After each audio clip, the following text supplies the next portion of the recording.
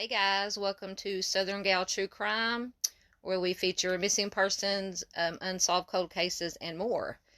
And today I wanted to kind of bring you a little bit, lighten it up a little bit, and give you a story I found on when I was doing my searches on Google, as usual. This story comes from Southwest Arkansas Today website, and I'll put a link to it over on the Southern Gal True Crime Facebook page. You can check it out there also. Excuse me. And this is kind of just a lighter story. Very creepy, very bizarre. Tad bit amusing. The gentleman in the article did die of natural causes, so I'm by no means making light of someone's death. But when I was reading through the article, I did kind of chuckle here and there. So if you want to find out who old Mike was and what happened to him, what they did with him after he passed, stick around. All right. And this case is from 1911, so we're going way back today. And the article says, at a time when most of southwest Arkansas was still considered the West, although not so wild, by a good portion of the country, the rural town of Prescott had existed about 35 years when the peddler known only as Old Mike began his work of selling stationery, pens, thread, and other easily portable items in a circuit stretching from Prescott to Little Rock. At the time, his travels between the state capital, which is Little Rock, Hot Springs, Prescott, Texarkana, and Benton took days to accomplish by rail line, which was old Mike's primary means of transportation. As was his custom, Mike would come in on the southbound line of railroad in Prescott at 3 p.m. every 3 to 4 weeks. Standing at around 5.5 feet tall and about 120 pounds, so he was a short guy, little guy, Mike would make his way off the train and hoist a pack made of canvas and leather, which held his wares. He would work his way over to Black's Hotel on West Main Street in Prescott. Black's later became O'Halloran's Hotel. There, Mike would spend the night and awake the following morning to peddle pencils, shoestrings, combs, and whatever else he happened to have, to homes and businesses near the Prescott station. That afternoon, Mike would reboard the southbound train and be on his way to his next stop. From accounts of residents at the time, Mike spoke perfect English, though perhaps with a little tinge of Southern European accent. This, along with County Coroner A.M. Ellsworth's post-mortem report, marked Mike of possibly being of Italian descent, though most likely not a recent immigrant. Mike was middle-aged and may have been anywhere from his late 40s to early 60s. They said that's an extreme range, but with his lifestyle and possible health issues, Mike apparently walked on crutches, may have previously suffered a stroke or had an injury to his right arm and leg. Due to that, his exact age was hard to determine. In August of 2011, when Mike made his final trip to Prescott, an outdoor tent revival was held at the city park. Community members and churchgoers from all over the area were in attendance, and Mike was no exception. Accounts from the time claim that while Mike didn't interact with the crowd, he at least attended from the sidelines, settling down at some point in the evening under an oak tree with his pack next to him, and he never moved again. The next morning, he was either found by a woman named O'Halloran, maybe the same one that the motel is named after, or a local milkman, still seated beneath the oak tree. The authorities were called when Mike was discovered to be deceased, with A.M. Ellsworth declaring that he most likely died of a heart attack or stroke, as there was no sign of foul play. And it goes on to say the authorities combed over Mike's meager possessions, finding nothing in the way of identification.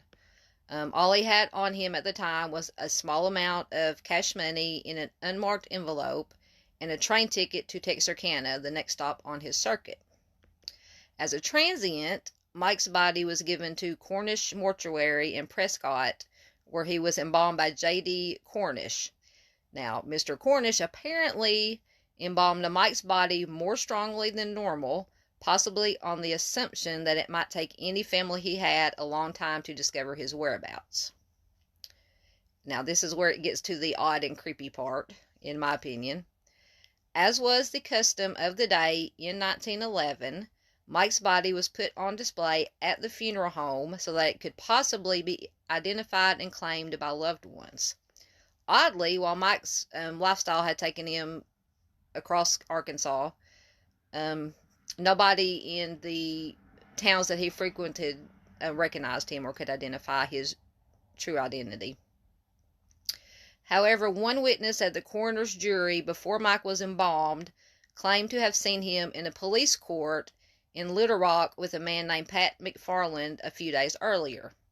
The witness, named McElrath, claimed that the police had charged both Mike and McFarland with drunkenness and ordered the pair to leave Little Rock. While Mike was displayed at the funeral home, people from all over the area came to see if they could identify him as a missing family member. However, as weeks and months went by, Cornish eventually moved Mike into a closet in the mortuary. Who does that? He was placed in a padded cabinet propped up on crutches and put behind a curtain where he could be viewed upon request. Really? Mike would remain mostly in the closet at the funeral home for over 6 decades. Cornish and the staff took Mike out for publicity photographs from time to time, posing him next to a new hearse in one famous photograph. The funeral home also dressed him in a new suit each year, and as the formaldehyde used to embalm him made slow changes to his body over time, they maintained him as best they could. His muscles dried out, causing his eyes and mouth to open, and since his eyes had deteriorated, his lids were sewn shut and fake eyes painted on. Okay. Over the years, Mike became something of a local rite of passage for many teens living in Prescott, and the funeral home allowed groups to go back and view him, and many newcomers to the area were pressured to go see old Mike in the mortuary closet.